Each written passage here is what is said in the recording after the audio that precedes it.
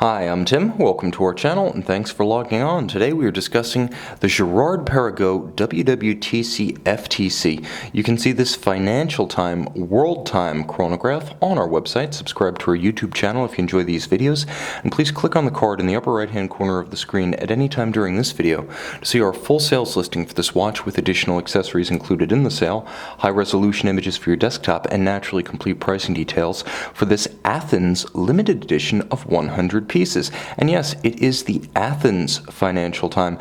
Many variants of the WW.TC over the years. The first one, launched in 2000, became something of a modern icon for Girard-Perregaux. It's the watch you think of when you think of the company in the modern era.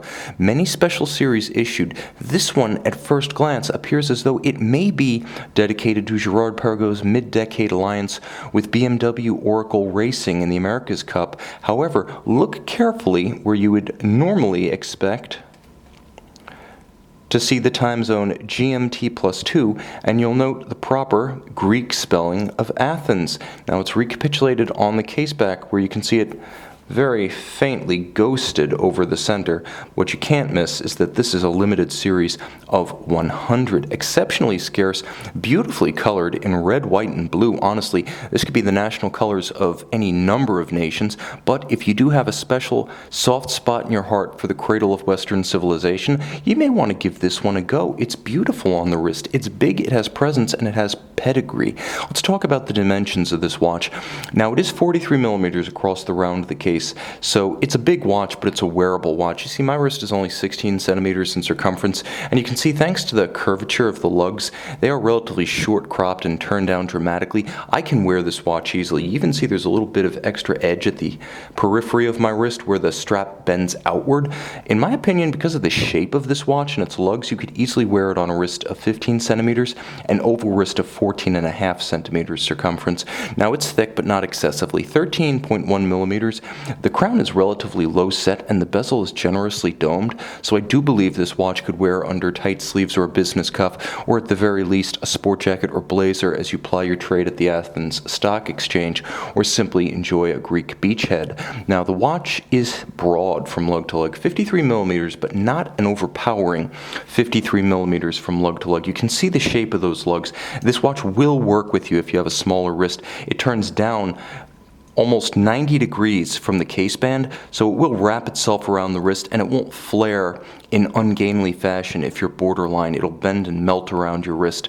Aesthetically more pleasing. You'll also note the curved spring bars of the strap, meaning it has a more integrated look, but the strap itself isn't constrained or pinned against the case, so you can still pull it straight down if your wrist is a bit smaller.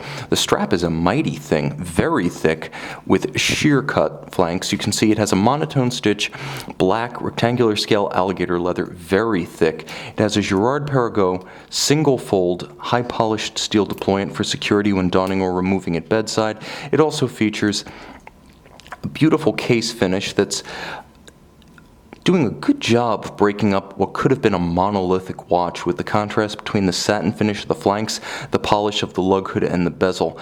But the highlight of this watch is the expansive and highly technical dial. There's a lot going on here, so I may as well start threading out the World Time Chapter ring control. Now, I'm going to put my home city, New York. New York is going to be my index right there. So the index is 12, your home city goes at 12. The first thing you do is you essentially set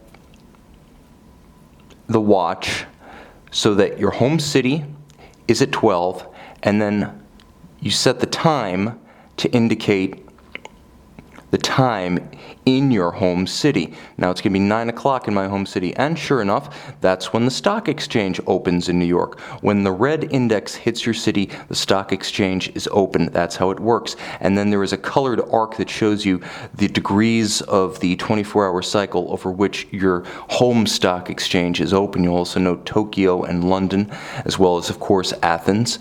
This is an important watch, I suppose, if you are deeply plugged into the world financial scene. It could be quite entertaining trading as a means of following your various investments and interests globally, but it's also quite useful even if all you're doing is keeping track of far-flung time zones where friends or relatives may be located at odd hours of the day during your waking hours. Also note that this watch is a Girard-Perregaux chronograph.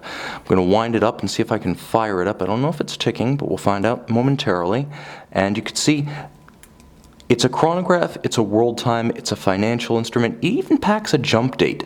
This is a watch that gives you a lot of utility and a lot of charm. It has that classic WW.TC Chronograph aesthetic, unmistakable for anything else. And on the case back, yes, you can see the ghosted name of Athens, but more importantly, you can see the caliber, which is a 3367 automatic. It does have 63 jewels. It is a modular complication. An in-house base from Girard-Perregaux beating away at 4 Hz. It does have hacking seconds, it does have a quick set date, and it does have a respectable 50 meters of water resistance, so it's set for surface exposure, though on the strap I wouldn't take it bathing into the waters of the Mediterranean. A handsome, versatile, complicated, and with 100 pieces made, a rare watch. You can see this memorable financial world timer with chronograph and own it on our website.